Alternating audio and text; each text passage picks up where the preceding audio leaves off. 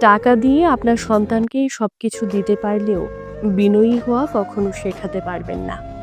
জীবনে আপনার সন্তানকে আর কিছু দেন বা না দেন, অন্তত বিনয়ী হওয়ার শিক্ষাটা দিবেন। এটা তার জন্য জীবনের সবচেয়ে জরুরি শিক্ষা।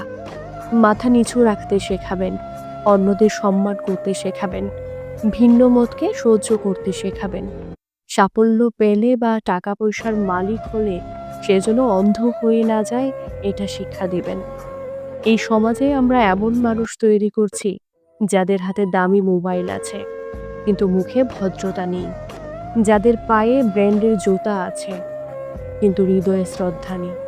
আপনার সন্তান যদি শিক্ষক, গৃহকর্মী, রিক্সাওয়ালা কিংবা অফিসের চৌকিদারকে সম্মান করতে না শেখে, তাহলে আপনি তাকে মানুষ নয়, একটা অহংকারী রোবট বানিয়ে দিচ্ছেন। হ্যাঁ, আপনি তাকে মানুষ নয়, একটা অহংকারী রোবট বানিয়ে দিচ্ছেন।